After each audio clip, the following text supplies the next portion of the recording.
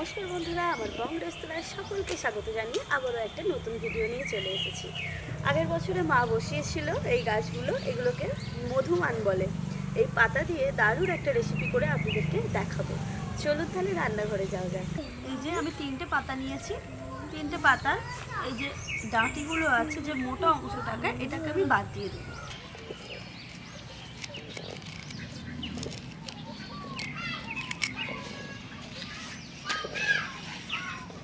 এইভাবে সব পাতার শিরাগুলো ভালো করে কেটে নেব। পাতার শিরাগুলো আমি সব কেটে নিয়েছি সুন্দর করে, দেখুন। এবারে আমি ধুয়ে নেব।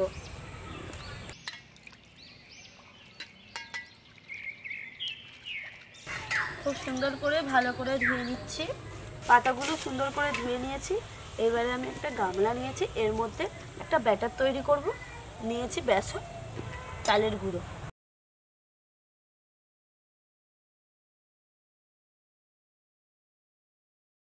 এর মধ্যে দিয়ে দেবো এবার স্বাদ মতো নুন, হলুদ গুঁড়ো। আমি একটু তেঁতুল ভিজিয়ে রেখেছিলাম, তেঁতুল দিয়ে এটা মাখবো।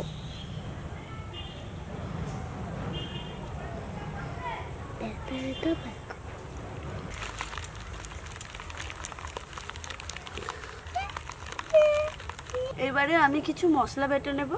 2টো শুকনো লঙ্কা, 2 কোয়া রসুন নিয়েছি, এখানে গোলমরিচ নিয়েছি আর জিরে নিয়েছি। এটাকে এবার বেটে নেব।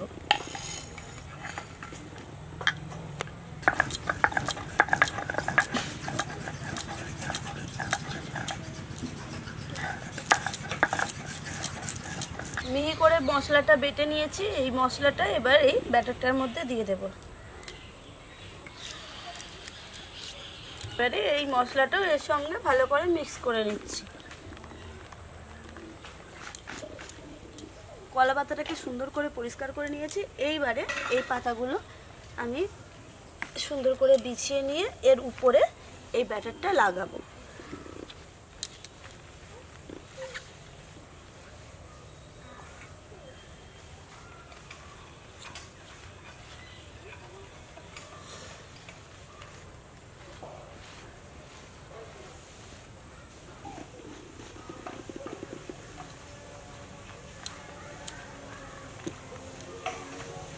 এই ব্যাটারটা কিন্তু পুরো পাতাটাতেই একবারে সুন্দর করে লাগিয়ে নিতে হবে।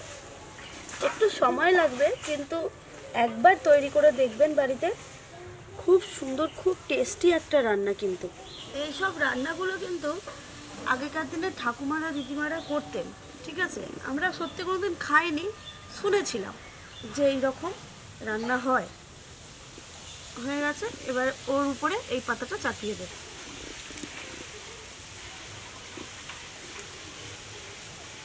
এই যে এইভাবে চাপিয়ে দিলাম। এবার এই পাতাটার উপরেও ব্যাটারটা লাগিয়ে দেব, আবার সুন্দর করে লাগিয়ে দেব।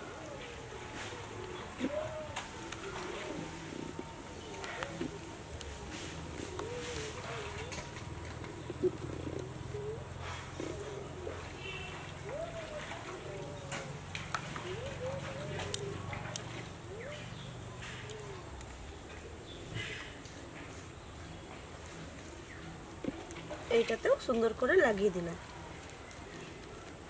3টে লেয়ার একদম সুন্দর করে আমি করে নিয়েছি। এবারে আমি মুড়ে নেব।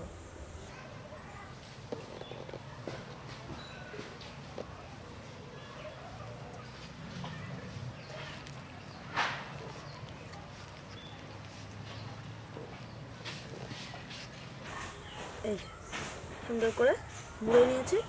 এইখানে আমি কোলা ছোট নিয়েছি, এই কোলা ছোটটা দিয়ে ভালো করে বেঁধে দেবে।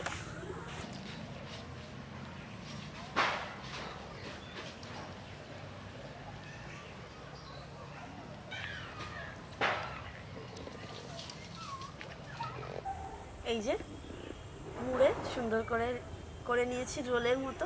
এবারে এটাকে আমি ভাপিয়ে নেব।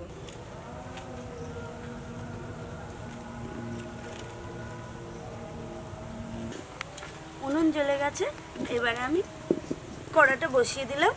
এবার কড়ার মধ্যে এই যে দেখুন স্ট্যান্ড, এইভাবে স্ট্যান্ড করেছি কলা গাছের ডাঁটা দিয়ে। এবার এর মধ্যে আমি জল দিয়ে দেব। ব্যাস এতটুকু জল দিলেই যথেষ্ট।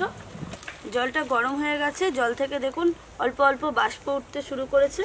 এবারে একটা আমি এরকম কলা পাতা নিয়েছি, কলা পাতাটা দিয়ে তার উপরে এই যে রোলটা চাপিয়ে দেব, দিয়ে দিলাম। এবারে আমি ঢাকা দিয়ে দেব। এই রেসিপিটা কিন্তু খুব মজার, করতে একটু সময় লাগে কিন্তু খেতে কিন্তু খুব টেস্টি। বন্ধুরা প্রায় 10 মিনিটের মতো ভাপিয়ে নিয়েছি, এইবারে ঢাকাটা খুলে নেব।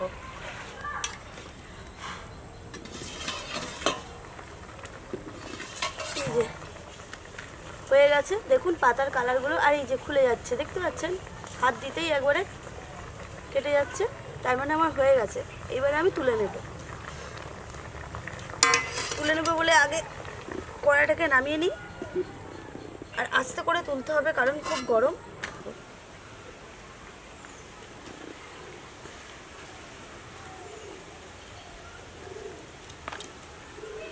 একটু ঠান্ডা করতে দিতে হবে, না হলে খোলা যাবে না। এবার আমি পিস পিস করে কেটে নেব।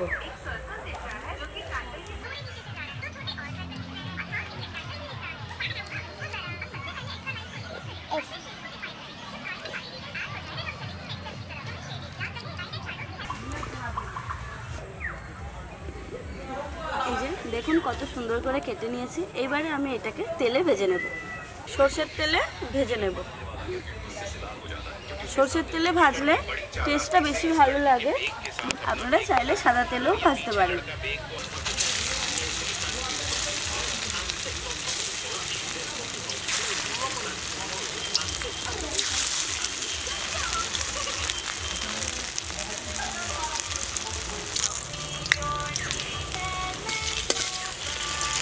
দু সাইডে এইরকম লাল লাল করে ভেজে নেব।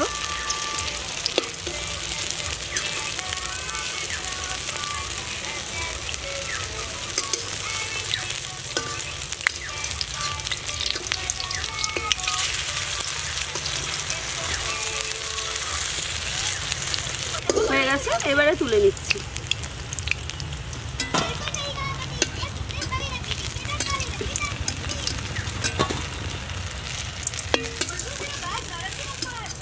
দেখুন একদম পুরো মাছের চাকার মতো লাগছে, তাই না? খুব ভালো লাগছে। তো চলুন এইবারে আমরা খেতে বসে পড়ি। বন্ধুরা খেতে বসে পড়েছি, যে ভাত, আলু সেদ্ধ, আর এই ঘন ঘন মুগের ডাল, আর মানকচু যে বললাম সেই কচু পাতা ভাজা। আমার সোনা পাখিকে দিই। কটা খাবে বাবা? দুটো দিই। আমিও দুটো নিই।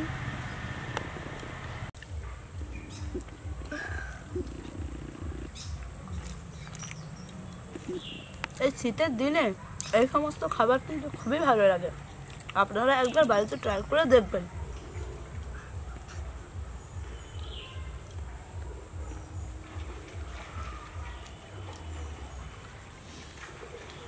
কেমন হয়েছে না? ভালো হয়েছে। বেশি ঝাল লাগছে না তো? একটু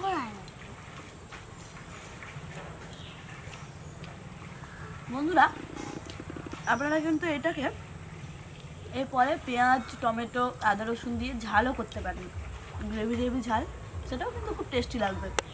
আজকে আমার সময় ছিল না বলে সেই জন্য এরকম ভাজাই করে ফেললাম। তো যাই হোক বন্ধুরা, ভিডিওটা কেমন হয়েছে অবশ্যই কমেন্ট করে জানাবেন।